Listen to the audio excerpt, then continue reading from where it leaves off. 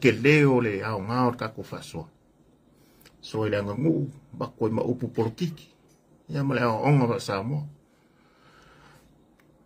o le aka kia la kulanga lo loko ngao le ale o inanga mangwa ka ka yo la ko ainga ka o swafa na le abe ese la swafa le kingu ai ka ko ngwa Wayne Fong o Wayne Fong o lo yai se kasi kongur custom e va lua mangalu lue mangalue pe fainga luenga se kasi o li o la fainga luenga I kongur custom e ele li fainga luenga I kongur custom lea e ngalue mo le kingu ma le li leo Andrew Mohat e yaila so kanga la wali ia o Andrew Mohat ma le kingu mo manga faya kwa ngisi o la fasalau di so kanga fo le lang fa ka wa ye Mohat ia pole di nga o seu ma ngole au fa nga mai kulo la vale pa ia li I ka pa au masalong al fa fia mal fa sala fai kulo la va ai nga ngo fa nga kasi ale ngole o seu mang ma le ngole el pauli ma le ngole el pari kulo la nga sa mari ko a hot ka uso ma le ngofo yo sa fokula fai papari o le ali ya mai lunga le ka upu le kite runner ale au ku le ka mo lo ka ngoi o le aso ka nga mai le ka upu le pole au fufi ya pape al kite runner la o le kanga kale o ninga kite runner le la amaka nga solo ku o link nga ba ku o link pe oko aku nga me ka wangi yang so o fale ma kam fai fa make sense of me oi swafa le ile o la king o swafa pauli swafa le ile o Mohat Andrew Mohat swafa se o mangu sa longa maka mai la oi pauli se o mangu kulo la baka pa am salong ele o sfale ngango le ngu wo a mai long o le swafa ile o di em salmia o kelo ku ia la o di ia a le wa bakul salmia o le masalomia le ele kingu onga se uma le nga faka kia le ele pasia inga ko ka se ka kula fongo le pasia ko ka fongo le mokingo ka ngwa ya ilong fai ka ngwa longa lua le we along fai ka ngwa ko lu me fa ka ka ngwa ave ku ya wa ave fo e fai le fa ka ka ngwa ma le kumu kula fongo le wo ma le pasia ngai le kula fongo mo mua le nga Devo nga faile lai bangi. O lea la ua ka okoi paanga re kau ki anga. Ia ngai ni. Ne uku malanga. Ia pe o upu i fai a moa. I a moa ia i mea ka o uku malanga. O le ava i ngā kai o a moa. Le lau le lei o a moa i sai pipi. Malango. Msa sa ai. O ngu ngai kou. Nea e ngā kai la ele ava kele ngā ka o uku malanga. Ya sa faila le malaka ki e ia mo. Ya nga mangu malo i maka ka uar ka ngo ya alu. Le upu foi le i kam le kenyo meko ka ngi vale le nga malanga ku pala mlongo uso. Ya ko e ka nga ka wa umi e sia foldinga i sumu ko le upu. Ale wa fe mai ko fo i mai. Anga i la ile I le sofa pali I kulo la wala ngai fo wa ngai o so I le o masame kulo ngai o so nga o sopa nga sopa ko I le au fa nga mai le kali fo fa lai le nga loka le kali fo fa lai le nga loka le sa su kom singa o fa nga pa loka kasina link e pali ile o rio malonga kali ile le nga fa ka wa ye sam le fanga Baku male link lea o papali ile ngole ri ile ongal kai rana. Makau mai. E papali ile swafole ri ile ongal kai rana. e luma so fa makai o leri eri wele ngo ya laudi e ngo foi o kukuila o leri nga o nga kai randa o le longa kodu wai nga directors o le American Bank le bank le kukuila e kodu directors po kodu nga kaka wo e milio nge la ngai fai ang kala ke faufali kasi le faufale la loa foi le nga faua le moka pal mengea moka fongo le fongo wa aku kuila la ku eli le o laudi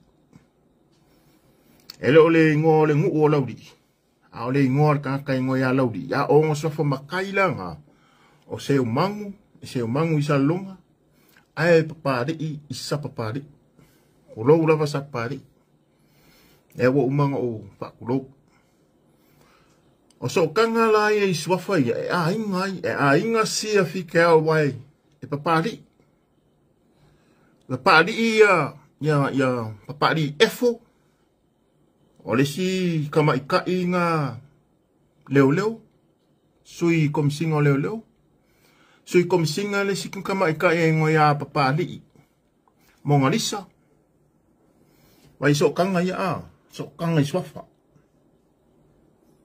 so kanga nga papari efo papari monga lisa e a inga papari li o ka eu masepa o longa ka di ilea e fe me ho eso for fa muia ele ilea le ka longa ka di nga nen komisingo foi nga paloka ne u for pui le mawa ele aisa sola so kanga welanga le mapari isia fikao po fikio e ama papari ila le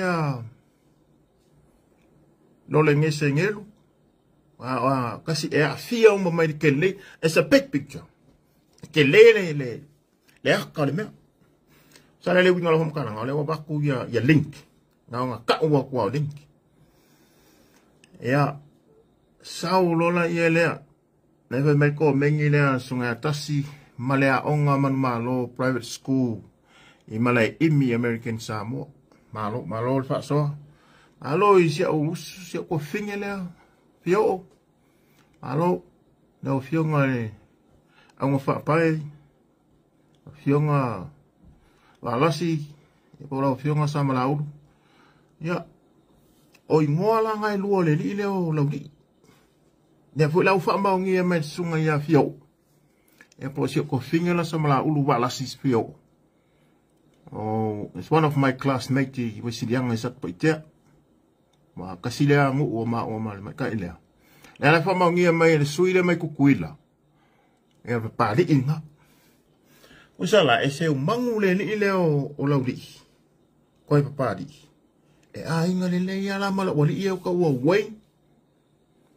Ia male ni ino o mo hat, se mangu foi mo hat. Ka ko wa ila so kanga nga. Sala nga wo ka kuwa sokang. Sokang nga lai me ka ngufuang. Ha sokang may ngufuang. O ko binoa sa moa se kasio fasal lang nga ala fiong al fong kalay nga ke enga ia. Le pangkale nga lafidong al fa alol fali. O fering hu. Fering hu ule ka mo mai. Ole a ole ka ua po ai le onga le fale lea. Nga ole nga kike e le fong whakarai. Nga mei ka kalangwai. Nga ongi maa salonga. Mang kua mai langa ole umori e fuiska mo mau. Alanga la ole whainga le mea. Ese Samoa, ese le jurisdiction na Samoa, ese le jurisdiction sa ole ngengi usila. E le o mai le pule nga leo leo. Mal pule nga wha masingo le nga po i Samoa. Mal kula fongo wha Samoa i Samoa. E le o mai ngai le melo ke ngofai. So e pule ala uila u jurisdiction. Na o jurisdiction na le maaloang usila leo ke o sikseng usila. E le whaila nga ai o le masalo mianga nga. Pe i onga o wakua ma makang whai e ufika ia kule i o le malo. E ala le upulea. Nga o ngi maa salong. Langa o lele i o kako fufuanga ia makako wha maunga ia. Wha maunga ia le ame i numar wha amsingonga. O le sa ongi le case. o ke alu I se kaimi o me po iungi Samoa. O saungi ho. Pe o ke laku ala I se ka ngaka lifo ia. Mo lava ma kwai o lau saungi. O ke alu whauru kangi ngā ma kama whai sa ili ia lava lea me o kongo le melenga le vea kama leo ku au. Ioi. A whai e manguia le keisi lea ia me. Ia sunga e la uli, sunga e puleai, sunga ia lio, la vea. Sunga ia Marie. E mangisi o pe o Sama se ankorua. Ala ngā whamasikonga ngā meo. O la e mo lia I meo called defamation, defamatory. Ai, o link la ngā ngā wabak. O le ala le link, sa lewa ambaku mua le link o mea kau so kanga I swafa. Ya, inga fikeo, le sof pari, wa e makai, e ma le fonfkalai, malonga kali, nenga maua le aisa. Ma papari I lenga e onga le waa le kai rana. Ya, e seu mangu fu le kamanga, le ni le onga kai rana, wa e luang kai seu mangu koe pari, le ni lau li. Au iwo isa longa, le kaungu e le ba. A inga la, inga ma le ni le Wayne. E pauri e le ni le Wayne Fong. Ne alang o amaka kuai, of Wayne Fong la. O le memba le ngā, mangkua fo ele running o mengi o cartels. O leo mo whaake ere malo Amerika, mo sangi ni menka o le executive order a Amerika, Presidente o Trump. E ave ese mea ka o cartels au Mexico. Wa o cartels ia au Mexico o le pisingisi e establish ma whakuinga I Kongo. O le nguu lea po le nguu lea o Mexico. Ai shipping mai lako mea. Mangkua I Mexico, o lalo mai o Mexico I le nguu o Panama. Le la ile me le Panama Canals. Ia po le ala vaanga ua. Sa ile sokanga ai nga sua ese le sokanga ngai ile. Ai fai ile le ava ke le ala ukele. E sa waiva mai Europa. E kat mai I, e kat short mai. Langa ile mafainga ka amilo se va le lalulangi. O va umma morisi le fia sa moa. Kasi le me pengfiki e kako fasoani. O ngā lewa uka ua koi mani mea. E le eini va e ka amilo va o loa. Sa ka amilo va o loa ia South Angkua va whangu South America e alu a kau wa ilaro me ka o South Pole me I eisa. Ma leo ko yui la ngā va o leva kau sanga. A Amerika le ngā completinga le mele le manga o Donald Trump. E ngā ke koe whaoa mai le Panama Canals. Po le canals, o le dam. Whaapuku ia I le swa vai. A wa eli la, o le vainga eli. Ia mwhakele, nea la wa ofi mei le onga sami. Ia ma, sao lo meo wa ai malanga sa o mai Europa. O feo e inga la wa o loa nge la o mai ma o feo wa I mei le vasa Pasifika. Nea la e sao wa I ma le eisa. E penga abaku ila o post. Se ali ko ngā uwhaikau iei whaakalakana ngoanga o le sui mai Samoa, le sui mai Konga, ma mori mau mai whiki. Ia ila kou kamai e ko ruanga ngā abaku ila o post. Lea ngā mori mau ila ko whainga sa whai. Lea le ngā uka ua le sui ar custom le Kongo Samoa. O ia le ngā.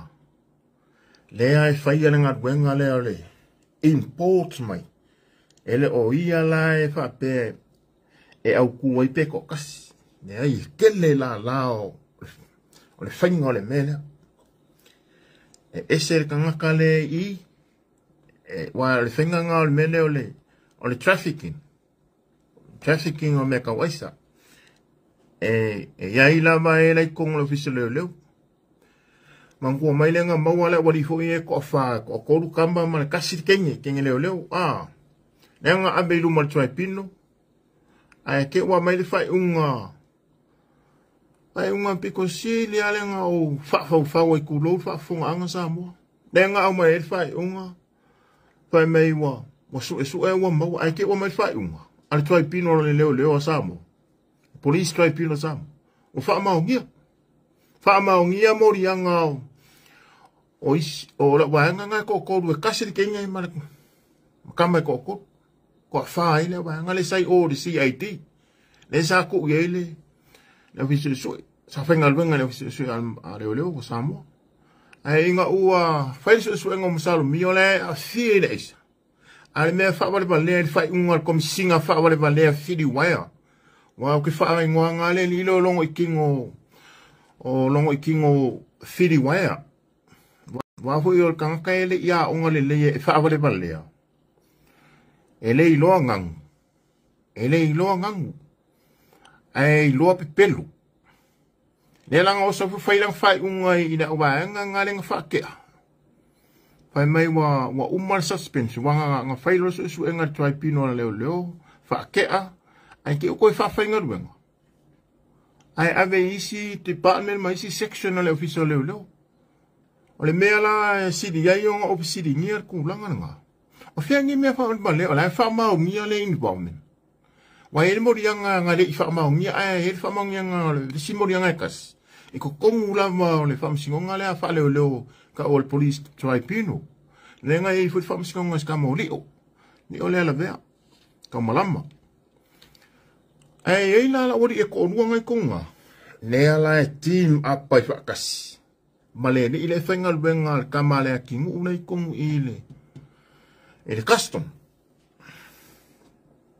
so la eba aila le ole si format policy link lenga ba las fa ngau lenga fa ya ale fionga ya olo fiti ba lenga ya mala kengire na ele mongi ko le mongi le e samo oli mongi nga le ko kong fu ele mena oli mongi na oli representative nga o langa kamale o mo hat le la nga du fa kasi male kingu uma olo ai wela unga di mongi nga nga lu fai mai opu mamao ai kua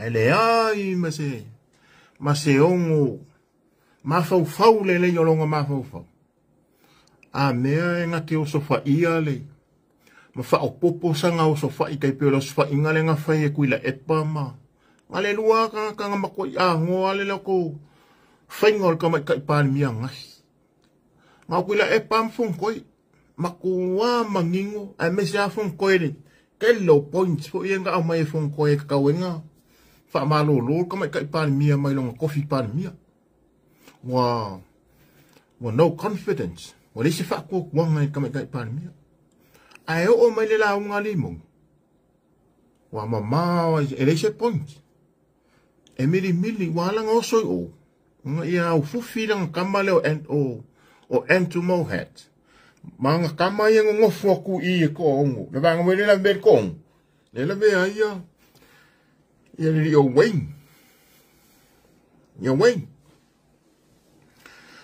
so o wing fong la le au ku a ko le a ko ni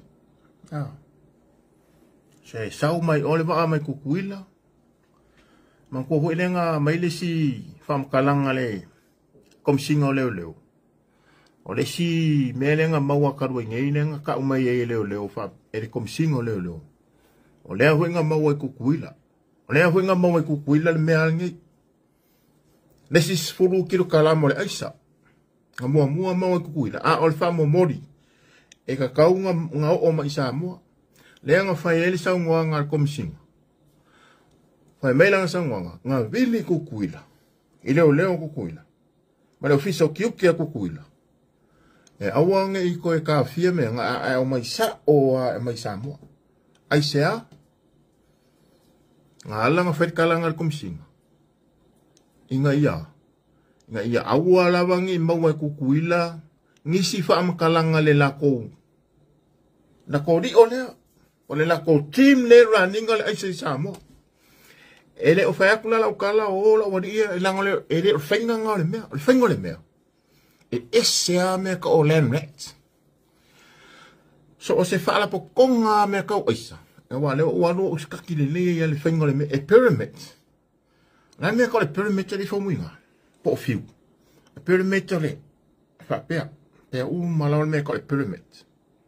Le perimeter e kumu e ai le godfather i dunga i. O le godfather. O le ngoanga fa mafia e ave le kumu o ile ona. O le ona le mea lea. O le kangaka piko sili anga milionea e leva ia. E le iloa e kangaka e lalo po e le godfather e onga le mea lea. Le rani lalo. E alalang ka o le pyramid. Onga a makanga. Ma fa solo mai lalo. Walau kele le alu wale. Ale mea le pe o le maunga.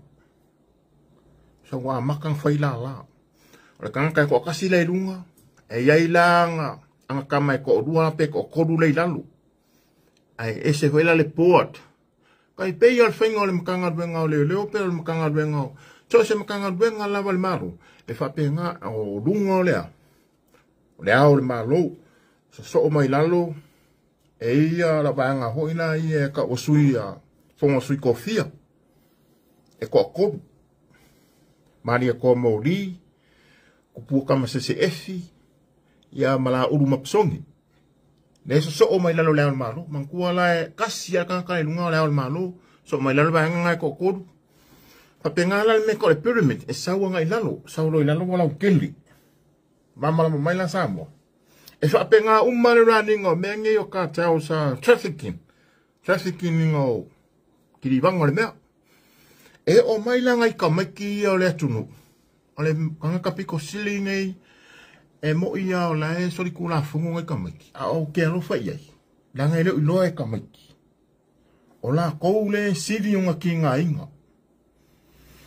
O ke re aula whapea o ngā o ke fia i ka maiki la ko mea. O ke re fia iai o ke ika iai. E o ke alofa iai. Mai mau. Mai mau alom wha ngau le kungu. O loo wha kau ma oi. O la kou wola ma le soifua. I le o wa o la kou mua i e wha moe e la wani i e inunga. Wai sawa le pyramid. Sawa kau mai lo i lalo. I alo ma kam wha ngau e Samoa. Lea e ku wha le mea. E ila kangaka i lunga aku. Mangko mai Samoa e sel me maua i koa mua. Nenga maua i koa mua. E sel me nga maua i Lokopa. E sel me nga maua i Aleisa. E sel me nga maua i vai kele. E se vai si me nga maua i Moka.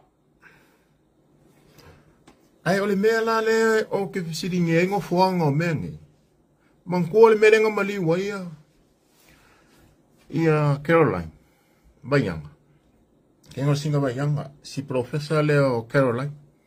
Olenga maua. Mafasi o kia i vai maseuka. Me ele me ka o nganu mona. Le nganu mona hotel po le motel. Le motel nga po se venue. O ngani nga maua. Yang fasi o kia ai si professor le akulou ia ainga. Pa ia ainga ma paolo mangafa. O wo mau me mamai alingi. Ne fionga ya Professor Dr. Caroline. Sinava yana kapat po kapap or something.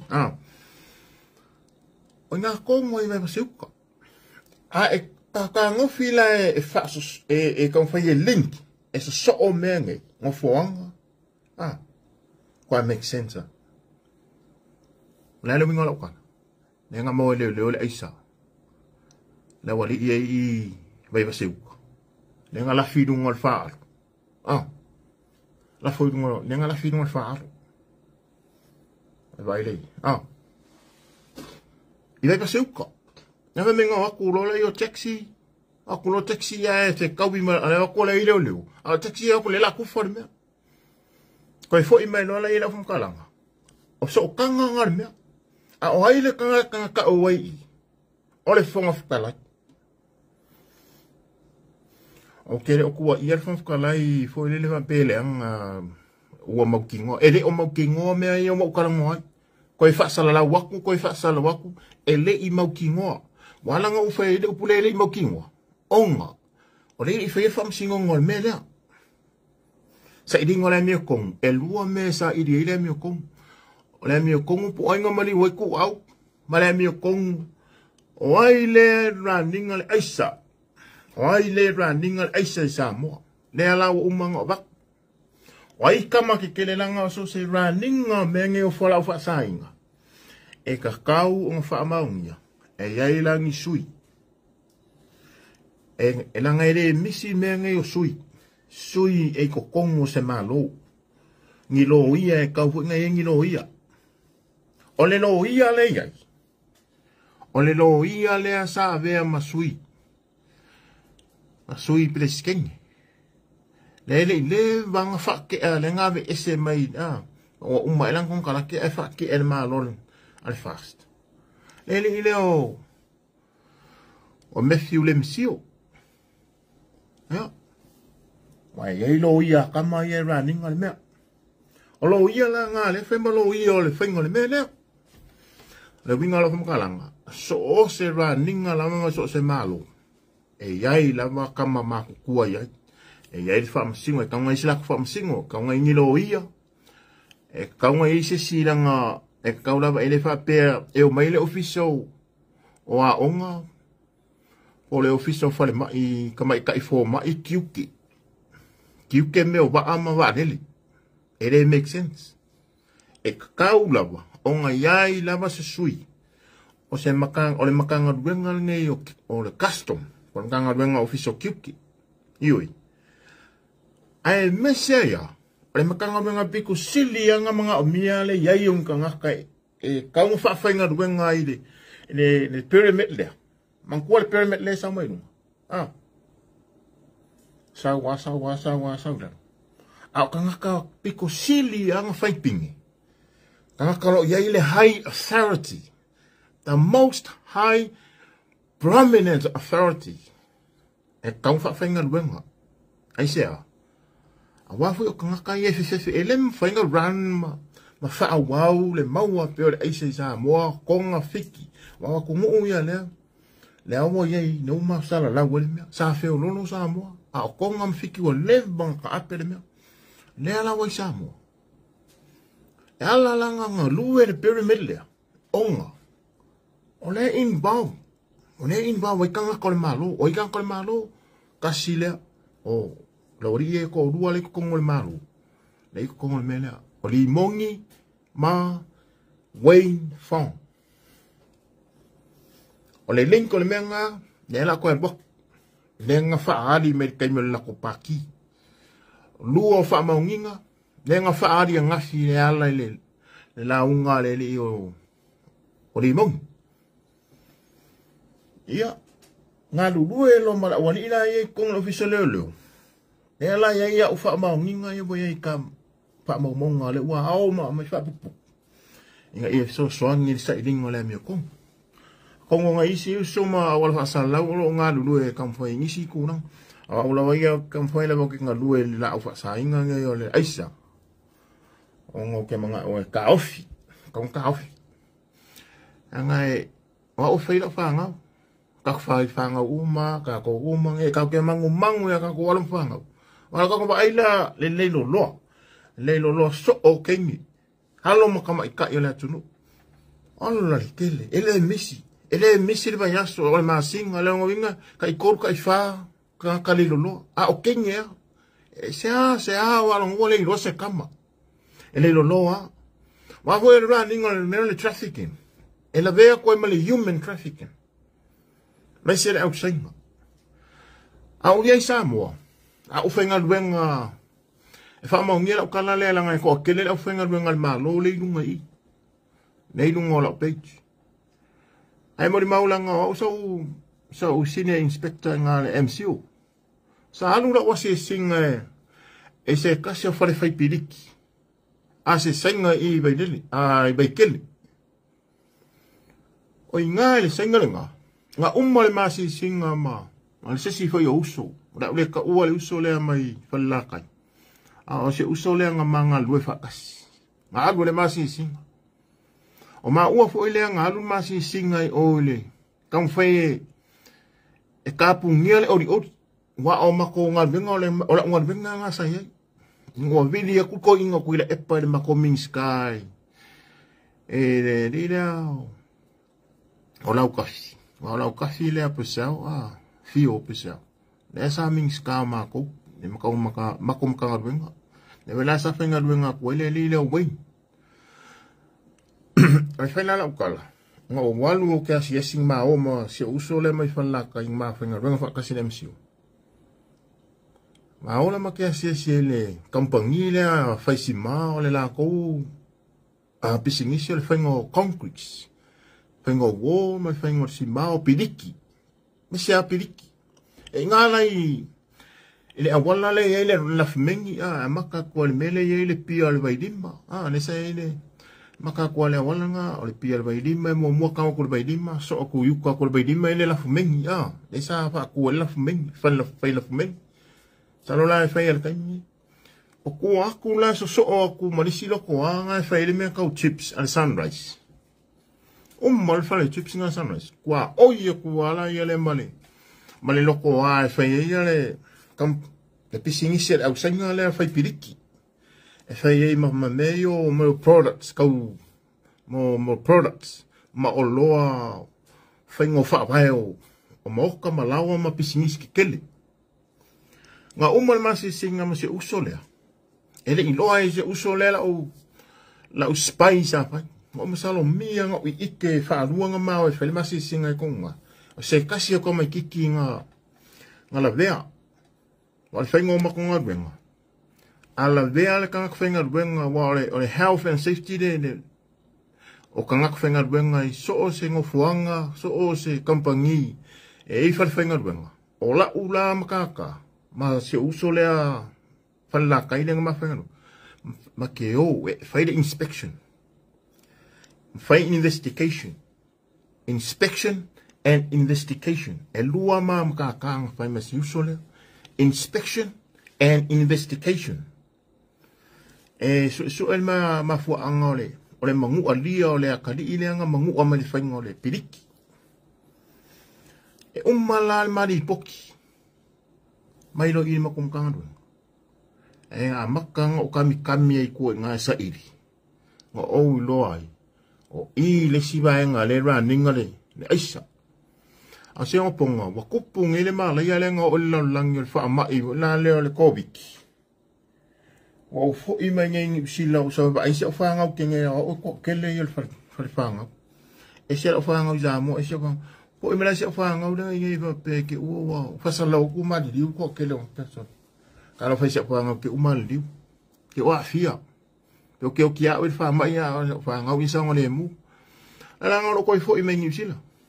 I mean, yeah. Ai o ki saulangi, o lawa maule le ilo ma fa mo fai o fa mo ngai la laptop. O saulangi ma la lap. Na ia ke o fa mo ngi. Kasi la nga sos, kasi nga ngofo. Le au mai la is. E ke le la balale le seko. Le seko a kola. Ma le ba engala le ilo kopa. Mangua ese ba enga ilo kopa le nga mo mo. Salo e kolu ia o swa inga le lo lua pe ko. Denga mo e lokpa. Anela wo kolu i. The very last was for ingale, I mean, aisalinga mo. Denga mo mai nungale waf. Nea lai fa maungi, o kangaka risko inga wane fikus mong kupkausang. Ya male, kenye markama. E whenga ruenga i whale o leo Mackenzie. Nea o Mackenzie, wo ila le, ele kuririma kongu wale mea kol kuririma. Mangkua le loko ane o lo kuririma lewa. Saula le, ane mai sawi pia, saula o sopa apia. Na kwa fa pia o solo i kai, yuka i loko pae, fale le, fale falao si osi. Si osi la yuka ma sanga i maris. O sokono loko al ma monga i. Al kuri lima la le, nga kuri lima ma pia. Fale kongu mwane kuma i, fale nga makesi. Nga makesi la le ilko inga le nga mo. Iyo, le ala wa makua ai kam fai ai. E ao umba mai issues kai kasi e ma mea kai kasi wha mau maunga. Nga i mawhainga makua i mausali ia le sai di ringa le paso. Adola o la o mea nga maua ngei kusala e anu wa ususunga. Kasi la o mea nga delay mai male maua. Ai ke ua o maua lang ngei. Le la wa mawal kan kai ko kasi. Ai we mai le mo maulenga le makalango. E ai mais. E ai makengere ko. Como custom. Ya. O kala nga. O ka kwa so nga. La nga yai ni se ka ko. E le mfayonga mai mo mai. Ai si o la ko sauli tau te ya. Le por kalame fo ya la fa sa la online o le fo uso ya ka ya sak. Ya ka ko ka po ia po kalame. Wa ro po kalame sia sa fai ma up and down. Ngole ka o ke nice lava.